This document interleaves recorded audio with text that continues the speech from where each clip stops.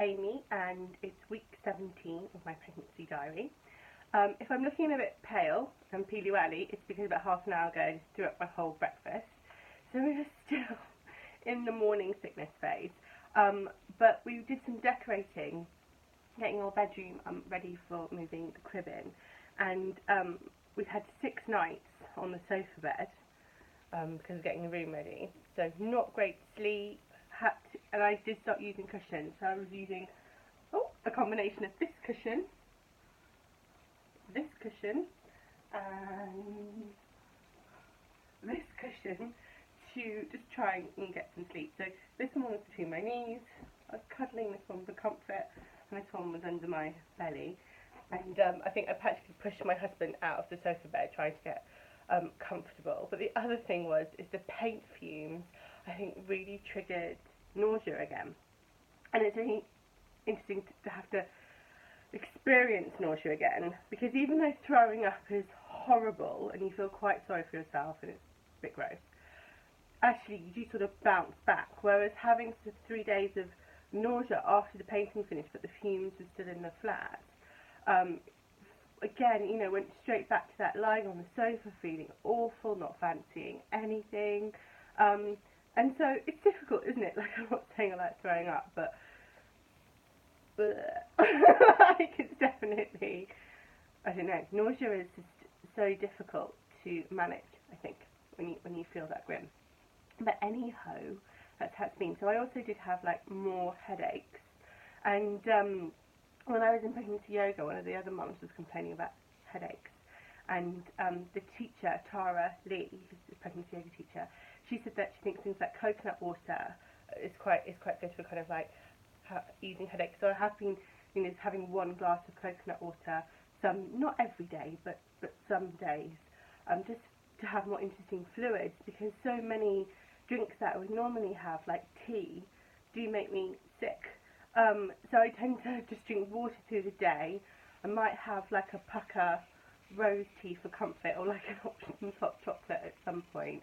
And then in the evening, obviously, just to feel, that feeling like, oh, I finished work, I tend to just have like a Fever Tree glass of tonic, just so I'm having something different other than water, because it's really good to drink water, and obviously you need extra water while you're pregnant. But sometimes for me, if I drink it too fast, it triggers that gag reflex, and then I'm sick. So I need to be more mindful when I'm drinking. But really enjoyed my pregnancy yoga class these last 3 weeks I've been going. It was funny because I thought I was okay, but obviously been doing the decorating, sleeping on the sofa bed, moving lots of stuff, like the fact that we rebuilt the wardrobes and had less space, and I had to find a lot of different homes for things, carrying things back and forth. And when I was in pregnancy yoga yesterday, I suddenly thought, I am so tight here, like right across my back, and I think my boobs have got bigger as well. And just doing like a really simple, movement where when you put your hands behind your back and you lift. It's fine today, but yesterday it was good to do it because it stretched it out. But I said to my husband, because he goes climbing, I was like, you might want to do a few of those before you go climbing, because you're going to be like super sore from all the work we've been doing. But I really enjoyed the pregnancy yoga class because I don't think you can see my bump actually. Can you see my? Yeah, that's it. It just kind of, you really focus on your baby, you send love to your baby, you think about your baby, it's very present in your mind. And it was interesting because Taki had said to me during this week that someone had asked him if the pregnancy was going, how it was going, was it quite slow, did it feel like it was taking ages? And he said, no, it feels like it's going much faster than when we were pregnant with Ava. I don't know if anyone else has experienced a second baby or third baby or, multiple babies, that you just have less time to think about things. Obviously love the baby, love thinking about the baby, but with a combination of work, school runs, looking after Ava, all the household stuff, do have a bit less time. I mean, I worked full time, really long hours when I was pregnant with Ava, but I suppose like my evenings were for myself. I wasn't having to do homework and swimming classes and violin practice and all those sorts of things. Signing reading records and making sure you do them in the right way or it comes back with a disciplinary note. All those sorts of parent admin takes over your life once they're in school. so yeah, so it was great to do the pregnancy yoga, really enjoyed it. And I went, I've obviously been back at my dance aerobics class, which is so much fun because the teacher really worked on kind of like confidence building, making you feel confident in your body, which I think as a pregnant woman, it's not like I want to be sexy or anything, oh God no, but it's good to actually feel this is your body, it can do so much, let's focus on what it can achieve, not that it doesn't look like how I'd like it to look, like all the other bodies on Instagram or, you know, whatever. It's really good fun. And she did also, we do a section on the floor where we normally do like abdominal strengthening, lots of things. And she got the pregnancy exercises that are safe to do. So the whole class did them with me, which was really nice and supportive. Really enjoyed that. So yes, and then the other thing that we've had this week is we had our midwife visit. And she came on a Sunday, and she came to the home because we've got like one-to-one midwife care where we have the same midwife throughout our pregnancy. The previous appointment had been cancelled. Obviously, it's supposed to be done at 16 weeks because she had to go to a woman in labour.